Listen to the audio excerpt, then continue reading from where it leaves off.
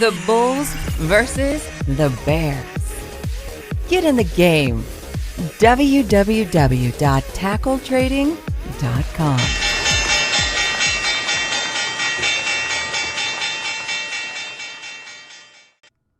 Hello everybody, this is Coach D with tackletrading.com. Just here to give you your market update and recap, and make sure you get a chance this week to check out your market reports, your stock report, your options report, and you'll see that we called it. We talked about the market trading down into this kind of known support area, and let me drop out here and then kind of look at the this chart from a weekly perspective here. Let's kind of jump out here and look at the longer term weekly perspective so you can see what I'm talking about.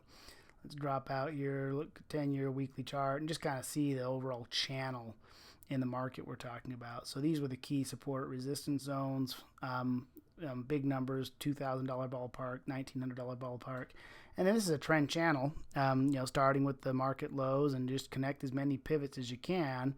And it's, you're trying to ballpark that zone in there, and it just gives you an area where the market is trading right in there where we suspect it to give us a little bit of a bounce. Now, it's extremely overextended. The market had just a tremendous run down. Not a lot has changed since I put out some of the market stock report videos and whatnot, but you can just kind of count from the pivot point here: 1, 2, 3, 4, 5, 6, 7, 8, 9 days here down before support.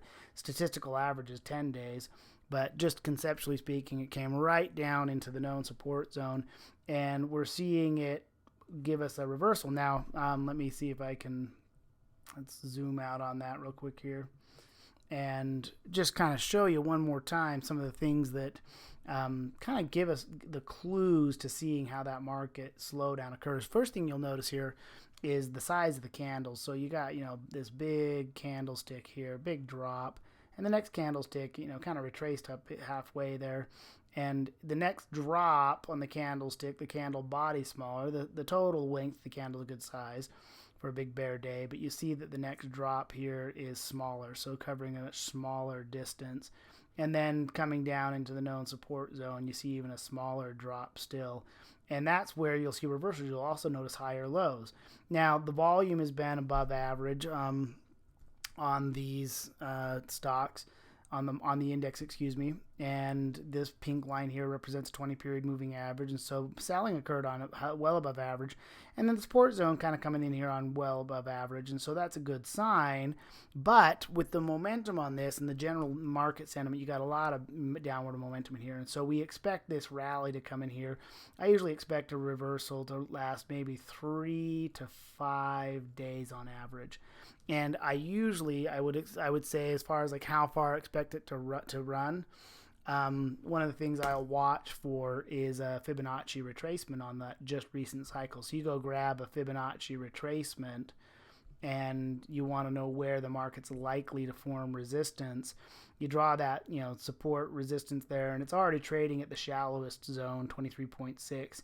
1962-ish is where your 38.2% ballpark comes in, and that would be the next area. Probably the higher I'd expect to go around 1900-ish. And then, as you get towards 50%, you start to hit the known support resistance zone. So that's just a general wave retracement, big drop down, and just using ballpark on Fibonacci's. Now, again, Fibonacci's are awesome for identifying those areas of support resistance where we think support resistance may form, and so we just give us clues. So let me go ahead and clean all those up here, and let's drop out and take a look at some of the other major market indices. Here are the futures again on the NASDAQ. Very, very similar story. Don't need to drop it out long term. You can actually see it from here. Big trend zone, hard run down, high volume. This is again that retracement, so I wouldn't expect it to get much past 4,400 on the high side. You'll see it kind of come back out to that 200-period moving average and the old support resistance zones if it rallies hard. Although, again, not so sure. We have a lot of things to make the market want to rally hard. The same story here on the Dow.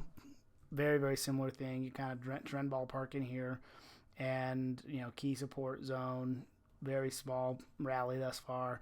don't expect it to get much higher than, say, 1675 for the initial rally, depending on how strong those follow through. So now let's take a look at the Russell 2000, and it has been getting hit a little bit harder. It hasn't really found its support zone yet, and you want to bring in a little history on that. Let's go, look at let's go grab a good size amount of history. And key support zone, 200 week moving average. It kind of blew through. It's testing in that zip code of major support zone. As far as like trend zone goes, we're violating that, and that's actually a very strong sign of bearish.